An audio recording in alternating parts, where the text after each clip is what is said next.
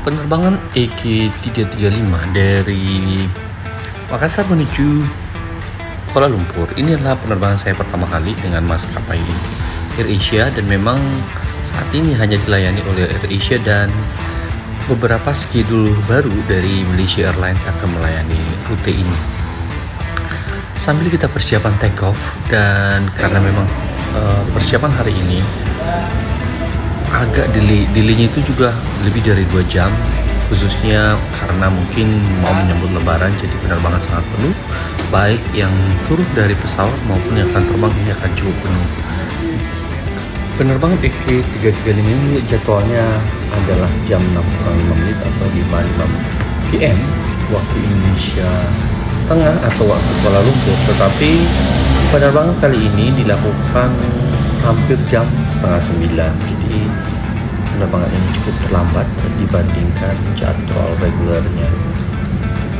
Penerbangan kita kali ini akan ditempuh dalam kurang lebih 3 jam, dan ini memang akan penerbangan yang paling panjang antara Makassar dengan Kuala Lumpur, dan penerbangan ini akan menggunakan Airbus A320, dan saya melihatnya masih seri klasik ya, masih pesawat lama, dan engine-nya juga tidak sebesar dengan A320 ini. Dan kali ini kita akan berada di barisan depan atau di kursi yang memang sengaja saya beli harga 140.000. Itu bisa dilakukan di kursi, atau bisa juga dengan check-in langsung tanpa memilih kursi penerbangan mana.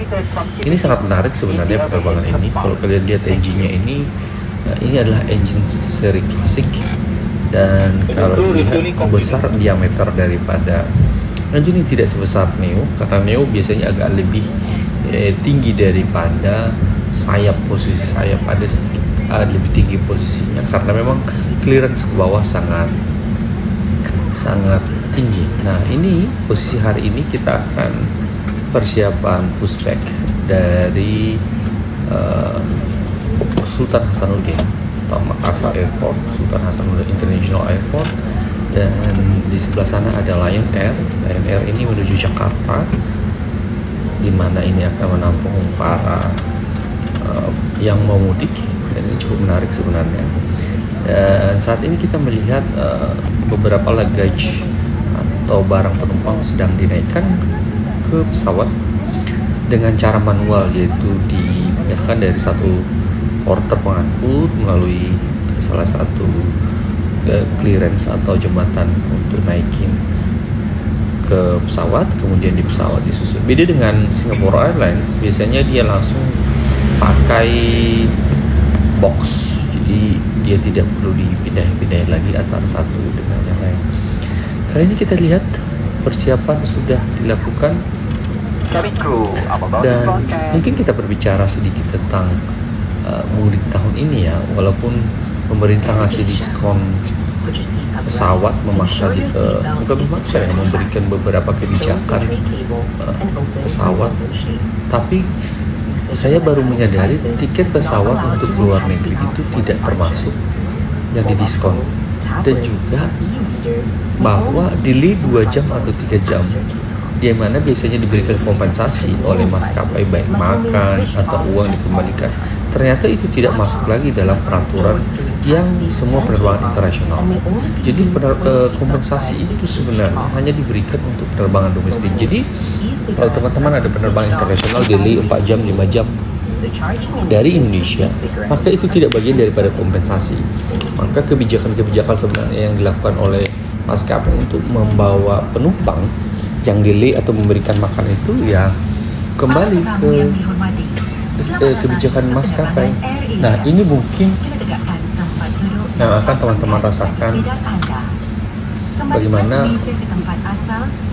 penerbangan internasional itu berbeda, walaupun sebenarnya dari segi jarak penerbangan internasional itu kadang-kadang lebih pendek daripada penerbangan domestik. Misalnya dari Papua ke Jakarta itu butuh hampir 5 jam lebih malah kalau dari Jayapura.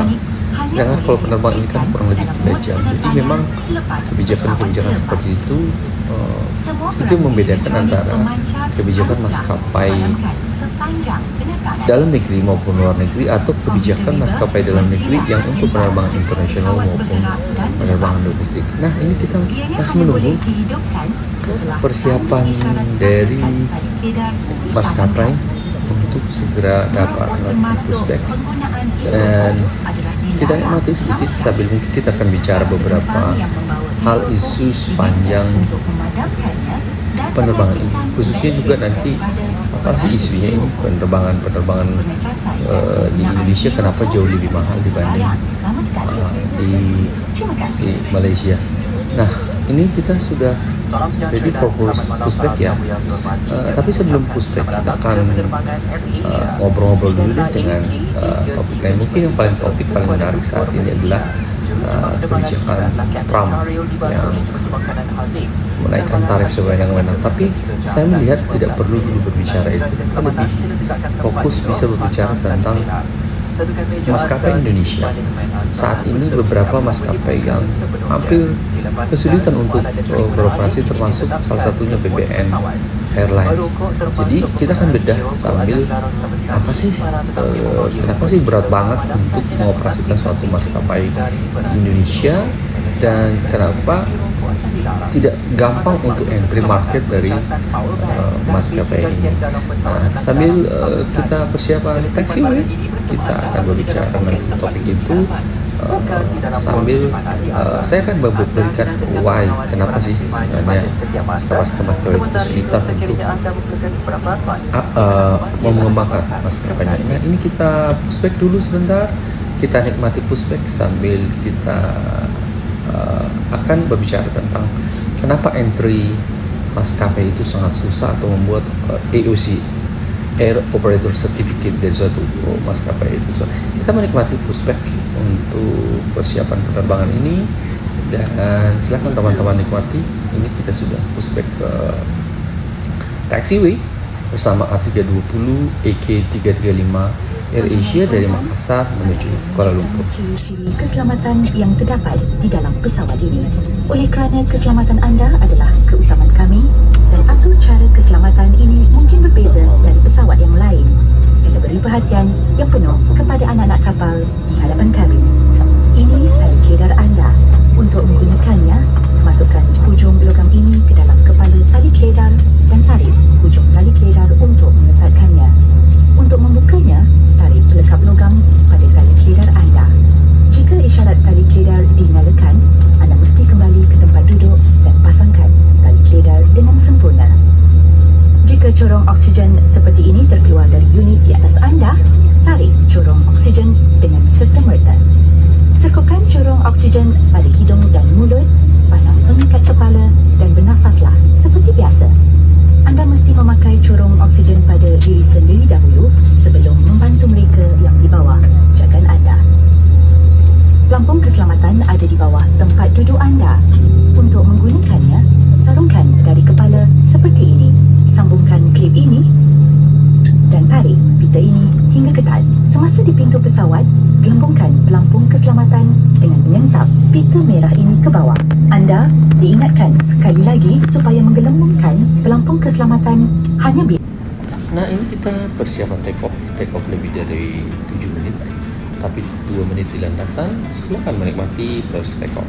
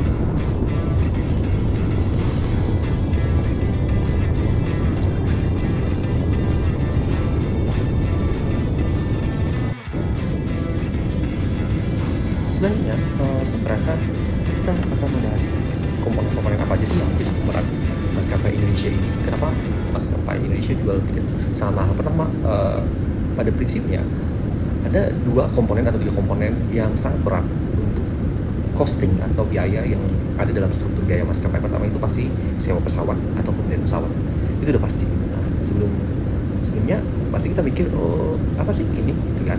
Nah, costingnya itu yang menjadi pemberat, karena rata-rata sewa pesawat itu adalah miliaran, sedangkan kalau beli itu adalah triliunan. Bahkan sekelas Boeing 737 sebelum diskon itu harganya masih 1 triliun, tapi kalau beli besar dengan konfigurasi seat atau tempat duduk yang biasa dan fasilitas biasa, dia masih di 600 miliaran kalau di kontrak. Nah, berbeda dengan maskapai seperti Singapore Airlines. Singapore Airlines itu standarnya memang mostly mereka selalu keep up yang pesawat baru, sehingga costing akan bobotnya akan ada di pembelian maupun sewa pesawat. Komponen kedua yang paling berat adalah aftur. Aftur ini di Indonesia kenapa mahal? Karena kita dikenakan PPN untuk penerbangan domestik, sedangkan penerbangan luar negeri tidak dikenakan. Ini yang menambah. Yang ketiga pastinya adalah SDM. SDM ini termasuk maintenance pesawat yang ada di maintenance facility, cabin crew, pilot, co-pilot, manajemen. Ini yang menjadi pemberat maskapai Indonesia untuk memberikan tiket murah. Jadi kalau ditanya sekarang bagaimana cara menurunkan tiket pesawat, ya tiga-tiganya itu yang harus dilakukan, diperbaiki. Pertama nih, yang bisa harus diperbaiki adalah sewa pesawat atau pembelian pesawat. Nah, di sini harus bijak dia memainkan istilahnya instrumen future contract. Nah, ini future contract ini artinya bagaimana melihat potensi suatu pesawat dalam hubungannya dengan konsumsi fuel consumption. Jadi ketika pesawat dianggap nanti akan sangat boros karena dihubungkan dengan aftur, misalnya afturnya akan cenderung naik, maka dia akan mengharapkan pesawat baru. Tapi kalau cenderung turun fuel aftur atau harga aftur, mempertahankan pesawat lama hal yang bijak. Ini harus pintar, karena memesan pesawat itu bukan seperti memesan mobil, paling-paling inden 3 bulan. Tapi kalau pesawat itu bertahun-tahun. Kalau untuk aftur, memang kebijakannya ada di pemerintah, apakah memberikan PPN atau mengenakan PPN. Sedangkan untuk SDM, yang bisa dipotong adalah memotong gaji manajemen. Nah, ini memang yang harus dilakukan oleh maskapai supaya biaya berikutnya itu tidak terlalu besar. Ini posisi landing kita di Kuala Lumpur International Airport. Selamat menikmati, sampai jumpa di penerbangan berikutnya.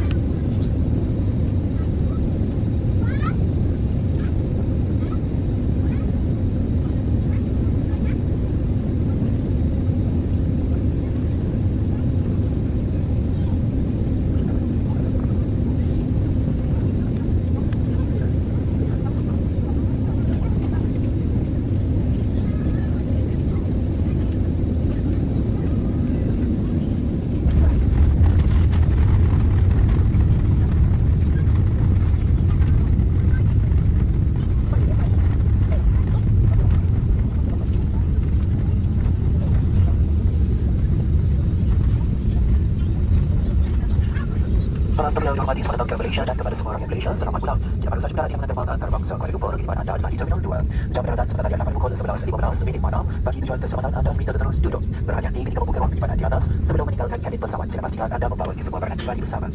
Sudah maklum, mengambil lampu keselamatan daripada pesawat adalah satu kesalahan yang membawa kepada hukuman yang berat. Bagi pihak Air Asia, cuti penerbangan Kapten Syaril, cuti makanan hasil dan kapal yang bertugas. Jadwin, Karin dan juga Lukman ingin mengucapkan terima kasih kepada penerbangan Air Asia. Salam hormat dan jumpa lagi.